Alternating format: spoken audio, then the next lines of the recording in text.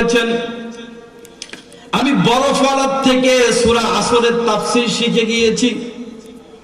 কিভাবে তিনি বরফওয়ালা থেকে সূরাতুল আসরের তাৎপর্য তিনি বুঝলেন? আমাদের বাজারে যখন বরফওয়ালা কোনো বরফ যখন বিক্রি করে, বরফের ছাকা নিয়ে যখন বসে, প্রত্যেকটি সেকেন্ডের মধ্যে বরফ থেকে পানি গলে পড়ে যায় কি যায় না?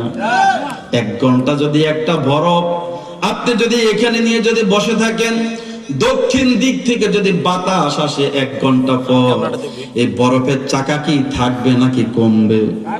কথা বলেন, কমবে নাকি বাড়বে? আপনার আমার হায়াত থেকে আল্লাহ রাব্বুল আলামিন আমাকে আপনাকে যে হায়াত দিয়েছেন, 60 বছর, 70 বছর, 80 বছর অথবা 90 অথবা 100 বছর, রব্বুল আলামিন আমাদেরকে যে হায়াত নামক যে নিয়ামত দিয়েছেন, প্রত্যেকটি সেকেন্ড, প্রত্যেকটি মিনিট, প্রত্যেকটি ঘন্টা আমার এই হায়াত থেকে কমে যাচ্ছে। আমার এই হায়াত থেকে এই সময়টা কি হয়ে যাচ্ছে? কমে যাচ্ছে, মাইনাস হয়ে যাচ্ছে। কিন্তু আমরা এই সময়ের মূল্য বুঝি না, সময়ের দাম দেই না। রব্বুল আলামিন বলছেন ওয়াল আসর, নিশ্চয় সময়ের কসম, ইন্নাল ইনসানা লাফি খুসর, নিশ্চয় মানুষগুলো ক্ষতিগ্রস্তের মধ্যে অন্তর্ভুক্ত। আমরা কি নিজের ক্ষতি চাই নাকি লাভ চাই? কথা বলেন, আমরা কি ক্ষতি চাই নাকি লাভ চাই? আমরা যদি নিজের যদি লাভ চাই, দুনিয়াটা হচ্ছে একটা পরীক্ষার হলের মতো।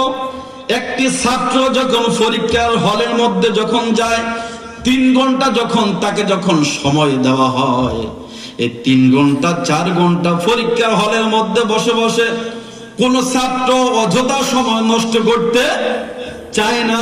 কারণ তার কাছে প্রত্যেকটি সেকেন্ডের সময় আছে না নাই? প্রত্যেকটি সময়, প্রত্যেকটি সেকেন্ডের দাম তার কাছে আছে না নাই? আপনারা যারা শর্ট কোশ্চেন যারা পরীক্ষা দেন, এই 1 সেকেন্ড 2 সেকেন্ডের মধ্যে একটা শর্ট প্রশ্নের জবাব দেওয়া যায় কি যায় না? কথা বলেন, যায় কি যায় না?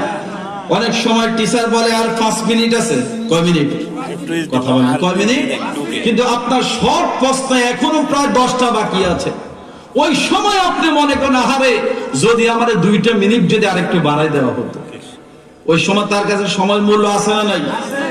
আরে 5টা দিয়েছি, আর 5টা দেওয়ার জন্য যদি আমি 2টা মিনিট যদি সময় পাইতাম, তাহলে আমার জন্য কত ভালো হতো। ওই মুহূর্তে ওই ব্যক্তির কাছে সময়ের দাম কম নাকি বেশি? কথা বলেন, কম নাকি বেশি? বেশি। একজন ব্যক্তি